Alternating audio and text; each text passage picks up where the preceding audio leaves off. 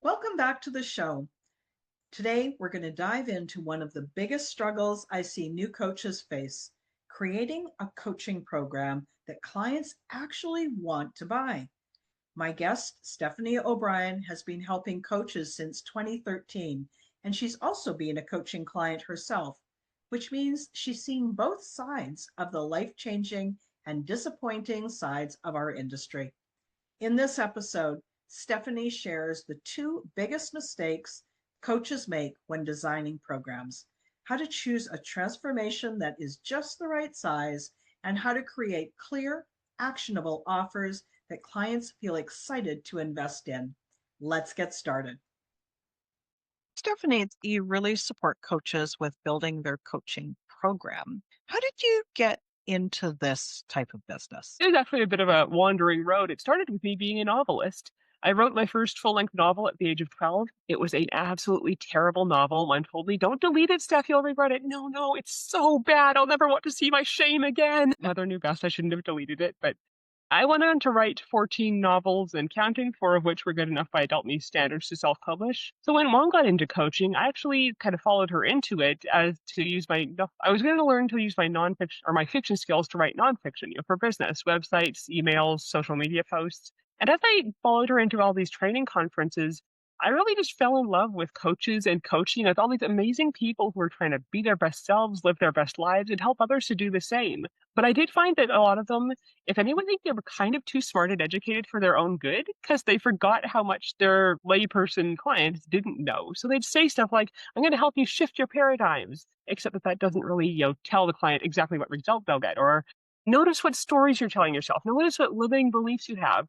If they knew how to notice these things, they would not need to hire you as a coach. So I kind of became the universal translator from Star Trek, helping them take their coach speak and their highly trained, educated knowledge and turn it into terms that the layperson could understand, results that they could see the value in and picture in their minds enough that they wanted to pay for them, or instructions that were clear enough that they could actually implement them. And over time, I came to realize that all these different skills, the novel writing, where you take this huge amount of information and break it down into coherent flow, and the translating the coach speak, and my own experiences of being a coaching client and seeing what changed my life, what made me happier, and what let me be feeling frustrated and ripped off and pulling my hair out, what they did right and what they did wrong. I could take all this and put it together into helping people create their coaching programs. And that was the area that felt the most confident in, that I had the most fun with, that I could get the most consistent results in. So that's what I chose to focus on. I love that.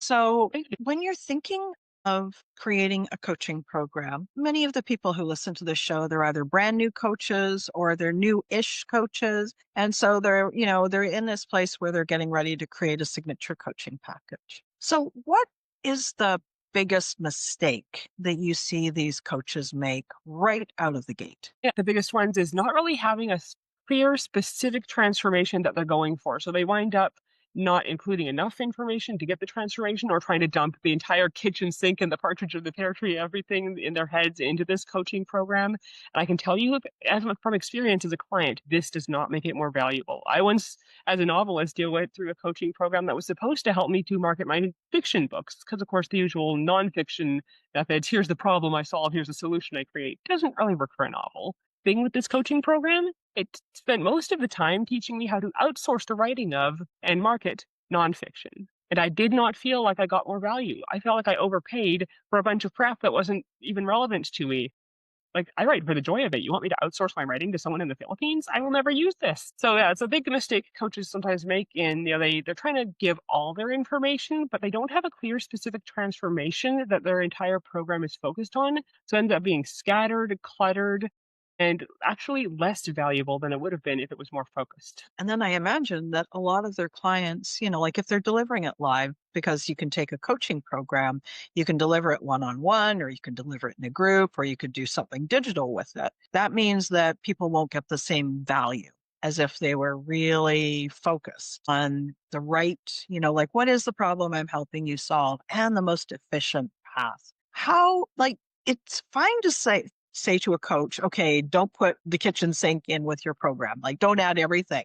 But how do you guide them into what stays in and what has to go? I'd say the main thing is to know exactly what problem you're solving and what solution you want to create, and then ask yourself with each piece of information you're putting in, does the client actually need this to get this result? And it's okay to have a cluster of closely related results. Like, let's say you're a relationship coach helping someone to meet and marry the person of their dreams. So you need to have like the mindset required to have a good relationship, the relationship skills. There are different related transformations that all lead into the same result. But that thing is, they all lead into the same result. But if something is, potentially useful to your clients, but doesn't actually lead into that result, it isn't necessary for the result, then you shouldn't include it. And you can also bear in mind you can like, chop the journey into different stages. If somebody let's say they need to get the foundation to even know how to be in a positive relationship, period, you might have this as kind of a foundational course, and then all of these more advanced marriage skills that only become relevant once you're living together,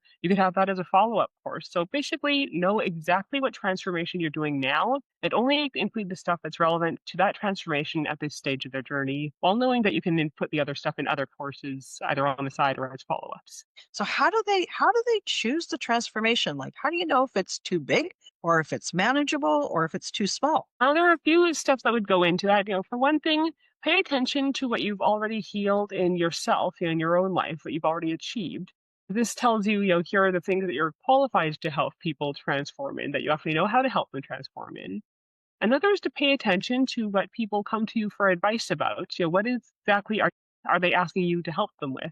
Because A, that tells you that you're already known as an expert in this area and already have kind of the beginnings of a target audience and the beginnings of a client base. It also tells you that this is something that people recognize your expertise in and you're actually helping them with.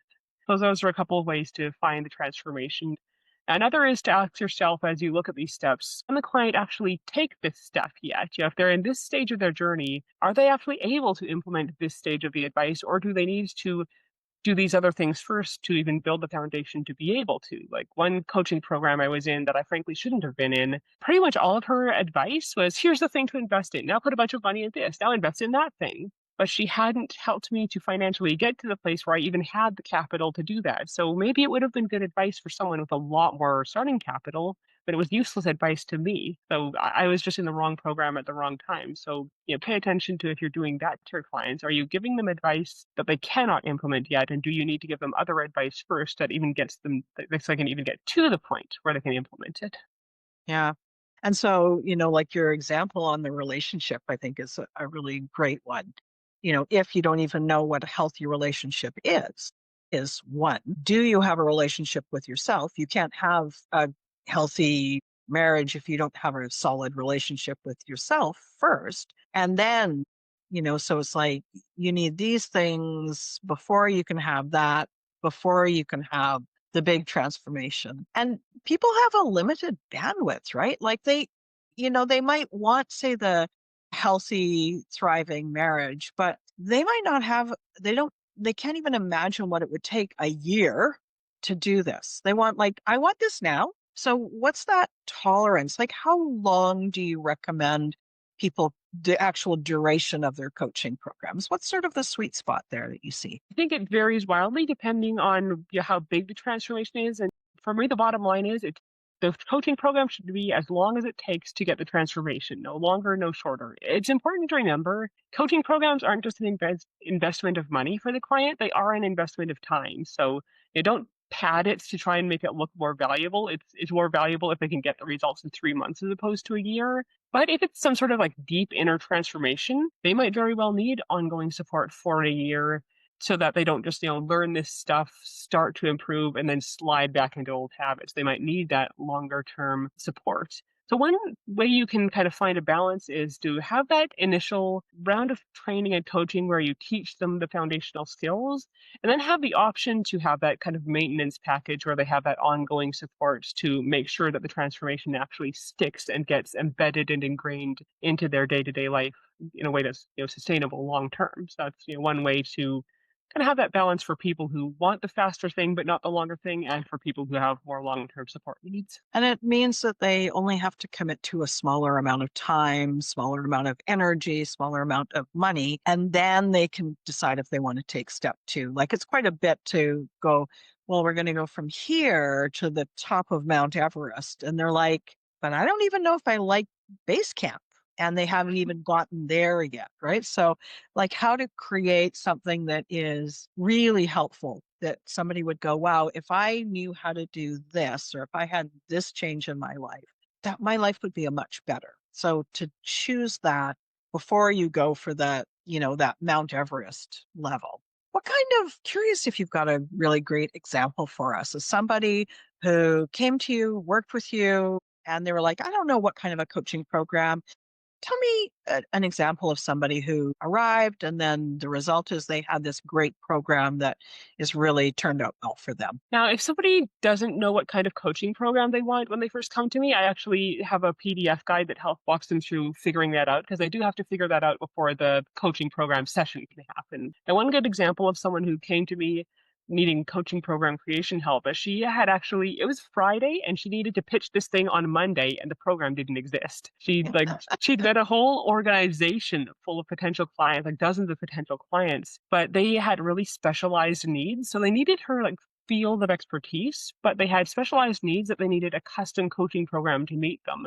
So we got onto a coaching call, and in just 90 minutes, we figured out content for this new program, how to customize it to these clients, the duration, the format, how she'd deliver it, the action steps, the exercises she'd take them through, the price, and some of the selling points that she said were real winners when she did, in fact, pitch this on the Monday following, and she got the sale. That's So amazing. she, Right. yeah. Yeah. So why do you think? I know that, I mean, different coaches are different ways. Some people, it takes them a long time to build that coaching program. Why do you think that? Yeah. Or, I think there are a few factors that go into it. For one thing, a lot of their knowledge has become so second nature that they act on it, but they don't really remember the particulars consciously. So when it's actually time to write them down on screen, this big amorphous blob of I know things, but it's not broken down into steps. So they don't have a system for drawing out all the information, making sure it's all there. And of course, perfectionism and procrastination can also kick in. Oh, what if I don't have enough information? What if it's not valuable enough? What if I need to add more? What if I'm not remembering everything? What if somebody else's coaching program is better? So they can spend a lot of time overthinking, trying to add more stuff, even if the more stuff isn't necessary, not knowing how to filter what's necessary and what's not. Or sometimes just plain not doing it at all, because the more important something is to us, the easier it is to procrastinate, because, oh, there are such big stakes with if I get it wrong. So those, I think, are a couple of the factors that can really bog down the process. That and it's the fact that if it's new and unfamiliar and daunting, there's always an easier task to do. I could do this, but I need to fold the laundry, and the laundry's easier. Or I could write some more content. The content's easier. I could answer my emails. They're easier, more familiar. yeah. And our brain always wants that thing that's easy or that's pleasurable, right? Not that folding laundry is pleasurable, but compared to the, gosh, now I've got to create this thing that I've never done before, it can be quite daunting. Do you find that, like you've given us this great example of this coach who created a program in a very short period of time and then had it ready for that organization. But what's the extra value that you bring to working with your clients? But what is it about you that makes you the special person to help them with this? I think it's a combination of I can see the big picture and the little details at the same time. So I'm really good at helping them figure out exactly, what is this transformation you want to help create and what is everything that needs to go in it. And I'm very focused on the implementation.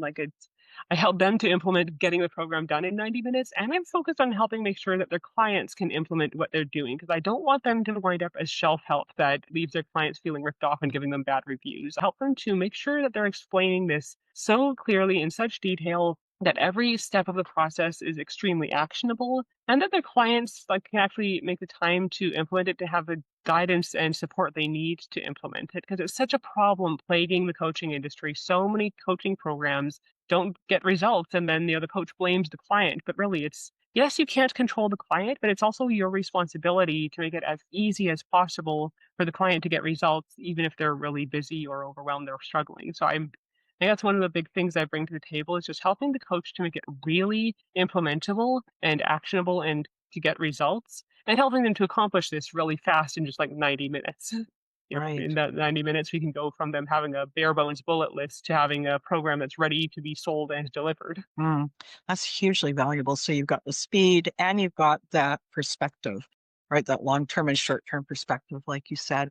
It's one of these things that I see often with newer coaches, especially, is that the training that they've taken, the school that they've gone to, has shown them how to be an amazing coach. They've got the practice, they know how to have coaching conversations. They've got coaching skills. But that training school has also said, now you're a coach, that's great. And they forget to tell people that nobody wants to buy coaching. The only people who want coaching are coaches, right? And so the not even having a program, period, because you think your program is 12 coaching sessions and we're going to coach on whatever you bring. They think that that's a program. And it really does them a disservice, and it does a disservice to the industry and to their clients as well. How do you speak to somebody like that who's maybe relatively new and they're like, well, coaching is amazing and I'm just going to coach people and that's my program? What would you say to somebody like that? I'd echo what you said in that nobody buys, like, pretty much nobody wants to buy just coaching. They buy a transformation, they buy a result. If you offer them 12 coaching sessions and a weekend long retreat, that's an expenditure of time. That's an anti selling point. That's a cost, not a benefit. You need to know exactly what kind of benefit you're giving them in tangible terms that they could like capture on a video camera. And having a coaching program where you actually know, here's exactly what I help you accomplish, here's how I help you accomplish that is a huge credibility booster. Even if somebody has big promises and these tangible sounding results, if they can't tell me how they're going to get them, I'm suspicious. I don't trust them. Like I've been burned a few times, and any savvy clients they have, if they can't give a good idea of here's how I'm going to help you get the results, and here's how much it's going to cost you in terms of time and money and effort, they're going to be wary of that. So yeah, having a coaching program where you know what the transformation is, you know what the teaching points are, and you know the process you're going to take people through helps you to be a lot more clear and convincing and credible, especially with savvy clients who've been burned before and want to make sure that they only sign up with someone who really knows what they're doing. Yeah, and then also, coaches as they get more mature in their with their skills, they're charging high ticket. And so people are very hesitant to invest money, but more than that, the energy and the time and their hope Mm. into building the relationship with you. And so just to show up and say, "Yeah, we're going to coach for 12 sessions and it's going to be great." What is that? Like I don't know what that is. I don't know what I'm signing up for. And it's really difficult to have trust in that scenario. So, what do you think are like coaches? Sometimes they'll make a program and then they'll doubt themselves. They'll go, oh, it's not enough, or they're scared that their client isn't going to get the results. You talked a little bit about this earlier, but I'd like to just dig a little bit more into this. This place where, yes, clients have to do the work, but coaches have to show up and collaborate with their clients and do everything they can to support the client to get the result. So it's more on the coach's shoulders than just the client. So, what do you do for these coaches? And what have you heard with their worry that it's not going to work, like the fear that the client isn't going to get the result? How do you support them? So in that case, if they're not really sure they can get the result, I'd suggest kind of doing a beta launch. I wouldn't want them to just give it away for free because, in my experience, I've tried that. People just don't implement what they get for free, but they can do kind of I wouldn't call it a beta launch, maybe a founders club, something where in celebration of my new course, I'm going to give these first 3 slots for a great discount in exchange. And I'd love to get your feedback on what I can improve. Like, be really honest about it. This is a new program. I want to make sure it's the best it can be. I'd love to get your feedback on what I can improve, how I can make it better for you, what kind of support you need. Because I tend to find that people are generous with their time and feedback if if you're honest with them, if you're open. If you just pretend that something's perfect when it isn't, that's when there's a lot of friction. Yeah. Yeah.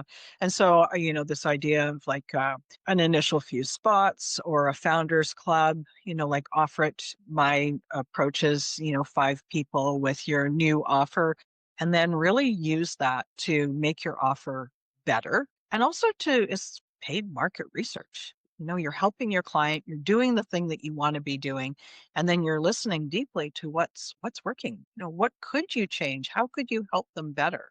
And to allow that is really a great partnership.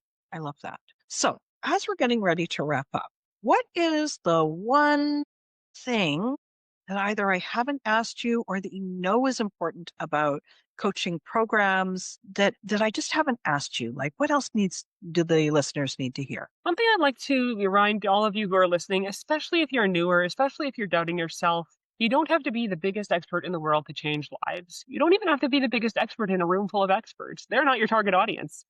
Have to be the biggest expert in a room full of the average person. And you need to know how to achieve a result that other people want and don't know how to achieve. If you know how to help them take even one big tangible step toward their goals, you know how to help them. And sometimes being new can actually be a bit of a superpower because, as I was mentioning earlier, when you're really knowledgeable about something, it can become so second nature that you forget the details of what you know, or you forget that other people don't know it. Whereas if you just recently didn't know this thing and then you learned it, you remember what it's like to not know the thing. So you can actually kind of use this to relate to your clients more, to help them to understand their situation better, and to make sure that you explain it in a way that your very recent past self would have been able to understand. As long as you know how to help people get a transformation they want, have faith in yourself that you're able to help them. Sometimes you'll need a bit of help to explain it clearly, but have faith in the value of your expertise. I love that. Thank you. I really You're appreciate that, welcome. Stephanie. Wonderful. So I've learned lots about coaching programs and also the stumbling blocks and how to sort of overcome some of these stumbling blocks. So, for the listeners who are listening in and they want to find out more about you, can you tell us if you have a free gift and how can they also find out more about you? Absolutely. I actually alluded to it earlier. My free gift is a PDF guide called How to Pick a Coaching Topic That Sells. It walks you through how to look at your expertise, your experiences, the results you've gotten for yourself, and pick out your candidate topics so you kind of have an idea of what you can teach on. And then do that market research to see what people really want from your expertise, what they're struggling with, what they desire, and how to approach them in a way that's friendly, authentic, that's welcome, instead of being that total weirdo in their inbox. Hey, total stranger, what are your biggest struggles in the area of relationships? Why would I tell you? I don't know you. Why would I tell you? So yeah, like this is going to lay out strategies that will actually build trust instead of tearing it down, and make you seem more like a go-to expert and someone who genuinely wants to help instead of someone who's just crashing in pitch first with an agenda. That's wonderful. And then what about website? How can they find out more about you there? My website is coachclientconnection.com. It's got a contact page there, so that'll give you a way to email me and links to all my social media, so you can pick whichever way of contacting me is most comfortable for you. That's awesome.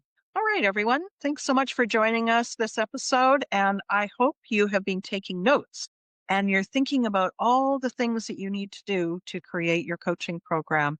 Stephanie's provided a ton of information and answered lots of questions that you might have. So make sure that you replay, rewind, take notes, and take action. Thanks so much for joining me.